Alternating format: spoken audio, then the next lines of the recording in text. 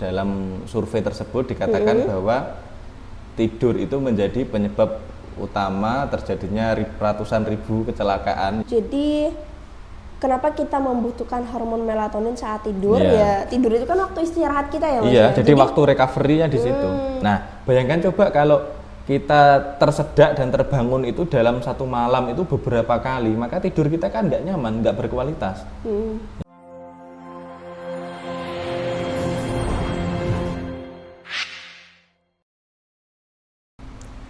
Assalamualaikum warahmatullahi wabarakatuh. Waalaikumsalam warahmatullahi wabarakatuh. Hai Sobat Tasawuf Indonesia, jumpa lagi bersama saya Wita dan Mas Dika di sesi ngaji napas. Ya, oke. Siap. Nah, Mas Dika, sekarang kita sharing-sharing, ngobrol-ngobrol santainya tentang apa nih Mas? Kali ini kita akan melanjutkan video yang kemarin ya, tentang seputar tidur. Jadi pembahasan kali ini masih seputar tidur karena saya kira tidur ini adalah isu yang sangat penting dan krusial ya untuk kita bahas. Maka dari itu saya mau memperdalam lagi bab seputar tidur ini di video yang kali ini. Oke. Gitu. Kalau gitu yang diperdalam apanya lagi Mas? Kemarin kita bahas-bahas tentang gangguan tidur ya Mas ya? Ya, gangguan tidur secara singkat lah, kita spill secara singkat. Nah, kali ini kita akan perdalam lagi. Di Amerika itu, jadi ada survei, ada studi yang mengatakan bahwa tidur itu menjadi salah satu penyebab ya terjadinya ratusan ribu kecelakaan setiap tahunnya. Oh iya kan kalau misalnya kecelakaan itu karena ngantuk gitu ya? Iya. Jadi kalau tidur malamnya itu kurang berkualitas sehingga pagi mungkin masih terasa kantuk dan sebagainya, sehingga itu dalam survei tersebut dikatakan bahwa tidur itu menjadi penyebab utama terjadinya ratusan ribu kecelakaan ya, baik yang kecelakaan ringan maupun yang parah. Dan ini ada yang unik lagi nih. Apa itu? Jadi ini masih di Amerika ya studinya ini. Dikatakan bahwa akibat tidur yang kurang sehat itu mempengaruhi perekonomian di sana. Jadi berarti para pekerja itu izin karena mereka nggak bisa istirahat gitu ya Mas ya? Iya, jadi karena tidur malamnya itu tidak optimal sehingga mengganggu produktivitas kerjanya kan. Sehingga katanya itu dilaporkan setiap tahunnya itu banyak terjadi cuti karena merasa dirinya kelelahan, merasa dirinya kecapean dan sebagainya, sehingga itu mengurangi produktivitas dan menimbulkan kerugian yang sangat besar di negara tersebut. Nah, itu contoh-contoh apa, hanya contoh-contoh sebagian kecilnya saja ya. Saya akan membahas tentang gangguan-gangguan tidur yang sangat umum dijumpai atau dialami oleh masyarakat kita. Biasanya apa aja sih Mas selain insomnia? Tapi Wita sudah tahu insomnia itu apa? Insomnia itu ya jadwal tidurnya itu nggak teratur lah intinya. Ya, jadwal tidurnya tidak entah apa ya, bisa tidak nyenyak, tidurnya kacau gitu. Iya. Nah, sebenarnya insomnia itu penyebab utamanya itu karena hiperventilasi. Hiperventilasi kemarin apa Mas pembacanya? Jadi sebagaimana telah kita jelaskan kemarin di video-video sebelumnya ya, hiperventilasi itu adalah bernapas yang terlalu cepat. Jadi kalau ketika siang hari kita napasnya itu terlalu cepat, itu terjadi hiperventilasi itu, maka akan berpengaruh ketika malam hari ketika kita mau tidur. Gitu. Kemudian selain hiperventilasi, penyebab insomnia itu juga ada namanya hiperarousal. Apa itu Mas? Hiperarousal itu gini, intinya kondisi saraf kita ya, saraf kita itu berada di dalam kondisi siaga, simpatis ya. Ya, simpatis. Jadi dalam kondisi fight or flight. Jadi biasanya itu hiperarousal ini terjadi karena faktor psikologis ini. Jadi dikatakan itu yang paling umum terjadi karena faktor psikologis. Misal depresi atau kecemasan dalam jangka waktu yang lama gitu, atau PTSD. Ya, PTSD itu post traumatic stress disorder itu kan problem-problem bawah sadar, itu akan dia di dalam bawah sadar kita itu kan seperti bara api gitu kan. Nah, secara terus-menerus ya problem-problem bawah sadar itu akan mengaktifkan atau meningkatkan denyut jantung kita. Jadi secara tidak kita sadari denyut jantung kita akan semakin meningkat karena ada traumatik, problem-problem bawah sadar tadi. Makanya problem-problem bawah sadar itu juga harus dibersihkan, harus dibereskan. Nah itu nanti dengan nafas bisa. Dengan nafas bisa. Nah kalau gitu Mas, secara ilmiahnya kenapa nafas itu bisa mengatasi problem tidur, gangguan tidur? Itu secara ilmiahnya itu kayak gimana sih? Nah, jadi gini, di dalam tubuh kita itu kan ada hormon-hormon ya. Hormon di dalam tubuh kita itu kan sangat banyak. Iya. Nah, ini yang berkaitan langsung dengan tidur itu ada satu hormon namanya melatonin. Hormon melatonin. Ya. Jadi hormon melatonin itu dia diproduksi di otak ya, di otak kita itu yang memproduksi namanya kelenjar pineal. Jadi kelenjar pineal itu yang memproduksi hormon melatonin tadi. Nah, fungsi dari hormon melatonin ini sangat banyak sekali. Apa itu? Yang pertama, dia mengatur namanya ritme sirkadian. Gitu. Nah, lebih lanjut lagi dijelaskan bahwa hormon melatonin ini dia juga mengatur kekebalan tubuh kita. Jadi dia sebagai penangkal radikal bebas. Nah, dikatakan seperti itu. Nah kalau gitu kaitannya dengan tidur, hormon melatonin itu tadi ya lebih ke yang sirkadian tadi ya Mas? Ya, dia Ritme hormon sirkadian. melatonin itu dia mengatur ritme sirkadian itu. Jadi dia membantu tubuh kita untuk memahami oh ini siang, ini malam. Makanya hormon melatonin itu dia akan meningkat seiring ketika menjelang malam itu, mulai sore hari itu hormon melatonin mulai terbentuk. Nanti malam, kemudian larut malam itu dia produksinya akan meningkat. Jadi hormon melatonin itu dia sangat peka terhadap cahaya salah satunya ya. Makanya kalau tidur itu sangat dianjurkan dalam posisi redup. Nah kalau gitu penjelasan ilmiahnya gimana Mas? Kenapa hormon melatonin itu dibutuhkan ketika kita tidur? Ya, jadi hormon melatonin itu tadi kan sudah saya jelaskan, dia mengatur ritme sirkadian tubuh kita. Nah, kalau ritme sirkadian kita kacau, maka kekebalan tubuh kita itu kan kacau, ya kan? Makanya ketika kita itu jam tidurnya kacau, nanti produksi melatonin itu dia sangat tidak teratur, sehingga kekebalan tubuh kita juga akan berantakan, ya. Karena melatonin itu dia juga berfungsi untuk menangkal radikal bebas. Jadi dia sebagai penangkal radikal bebas dalam tubuh kita itu juga dengan hormon melatonin. Gitu. Jadi kenapa kita membutuhkan hormon melatonin saat tidur? Ya tidur itu kan waktu istirahat kita ya Mas. Iya, jadi waktu recovery-nya di situ.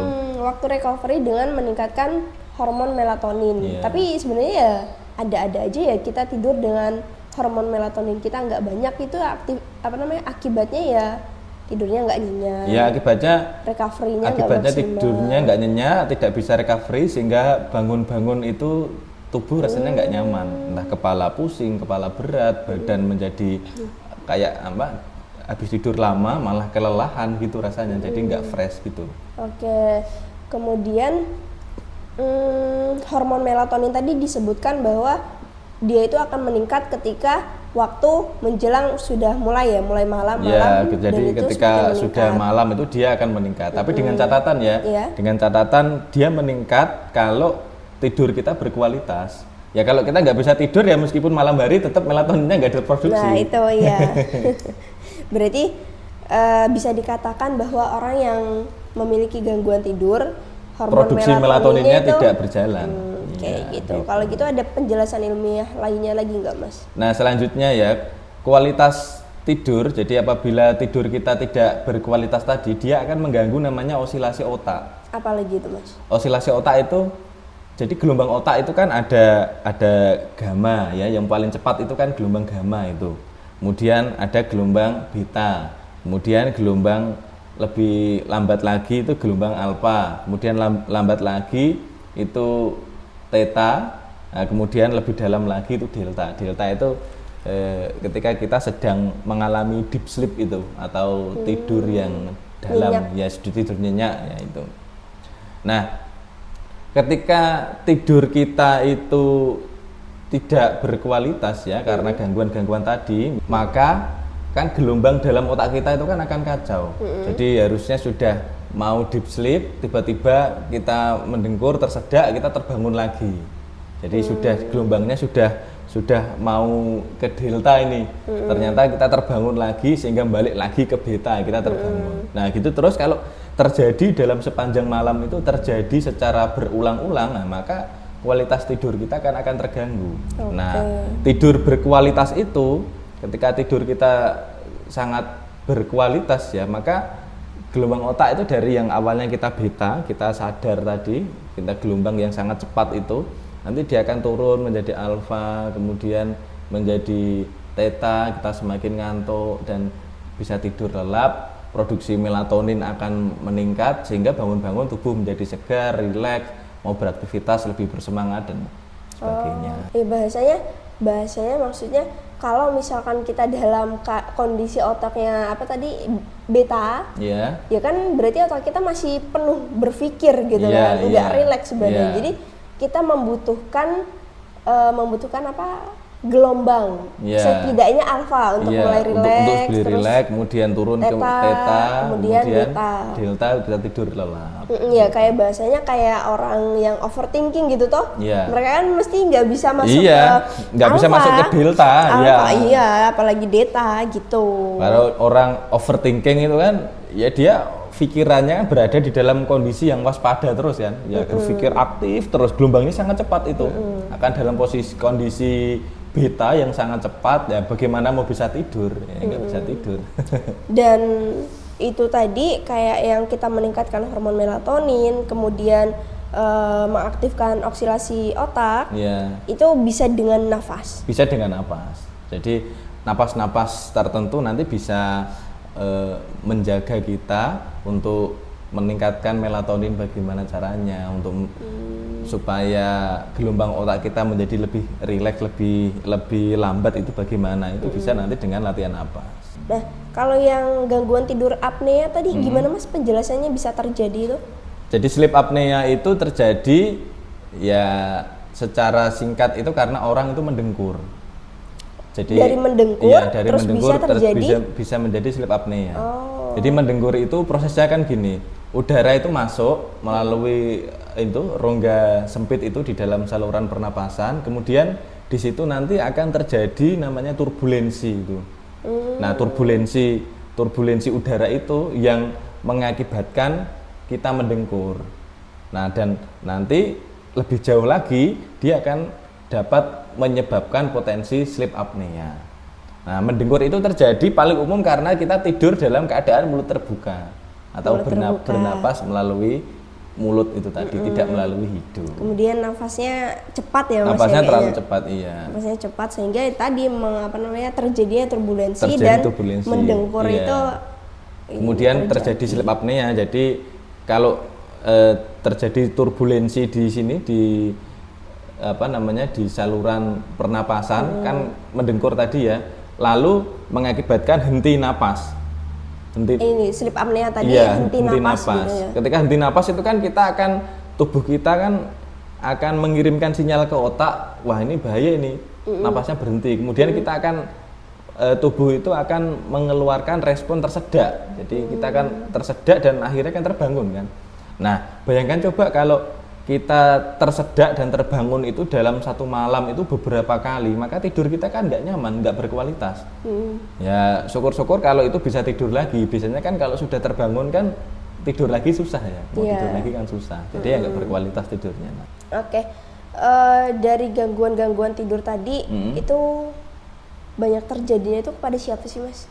Ya seringkali terjadi itu ya untuk semua kalangan usia ya, semua kalangan usia itu gangguan-gangguan tidur itu lebih akan memiliki potensinya masing-masing. Cuma itu potensi tersebut akan meningkat, terutama sleep apnea ya.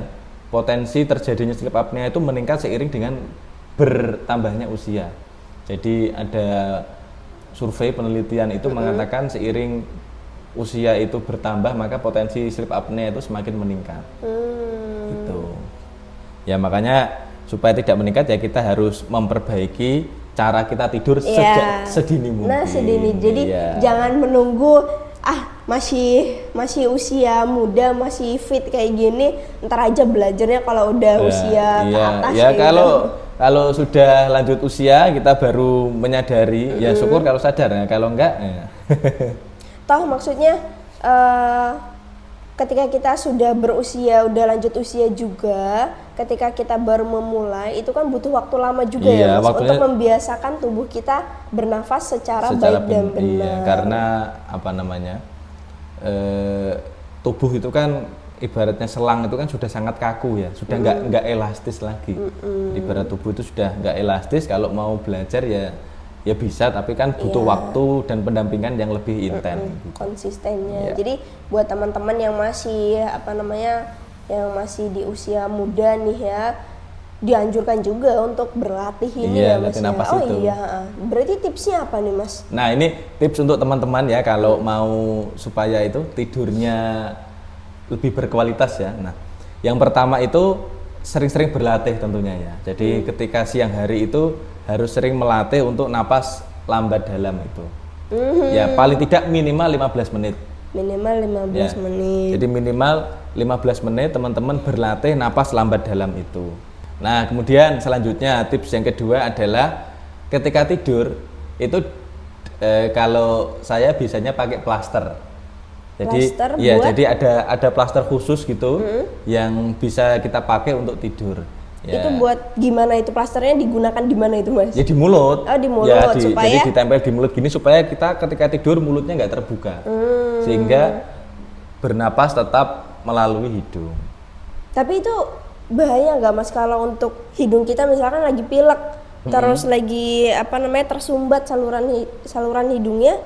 Sebenarnya tidak berbahaya ya. Cuma mungkin akan terjadi beberapa ketidaknyamanan.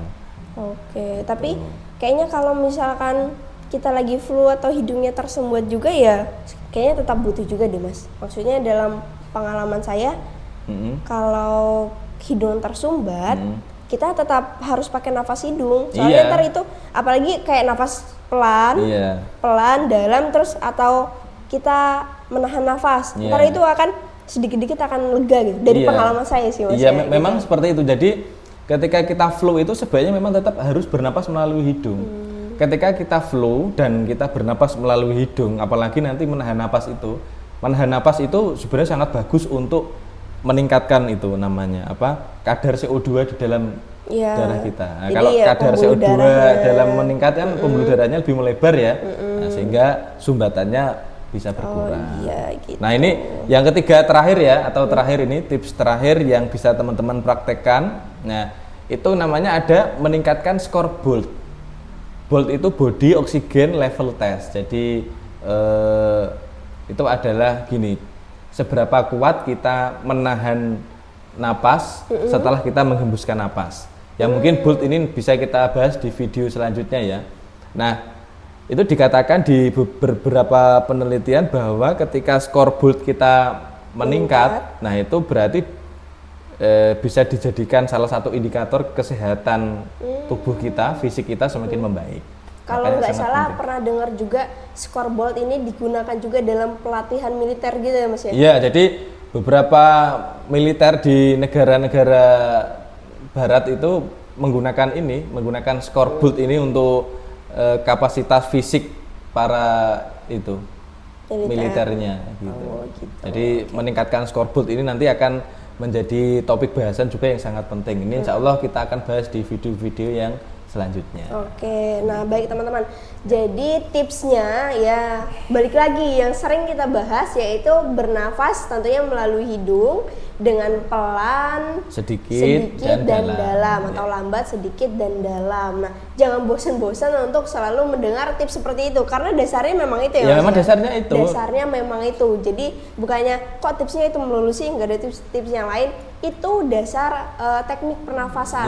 Untuk selebihnya ritmenya, terus ada skor BOLT-nya kayak gitu ya Mas. Terus untuk meningkatkan apa-apanya itu yang banyak penjelasannya. Itu tadi bernafas lambat, dalam, sedikit, kemudian melalui plester. Ya, bisa dibantu dengan menggunakan plester. Cuma ini plesternya khusus ya, ada plester khusus untuk tidur, jangan pakai plester lakban itu ya. Bisa dicari di ini Mas, apotek atau alat kesehatan Ya gitu? di toko alat kesehatan bisanya banyak, beli banyak plaster ya? tidur gitu ada, atau di gitu. marketplace mungkin ya ada saya kira. Terus sama meningkatkan scoreboard. Ya meningkatkan Gitu. scoreboard yang akan kita bahas di video yang akan datang. Oke, cukup sekian ya Mas Ya, untuk oke. ngobrol kita kali ini. Terima kasih teman-teman yang sudah menonton video ini sampai akhir. Jangan lupa di subscribe, like, dan komen, kemudian di share ke teman-teman lainnya. Terima kasih. Wassalamualaikum warahmatullahi wabarakatuh. Waalaikumsalam warahmatullahi wabarakatuh.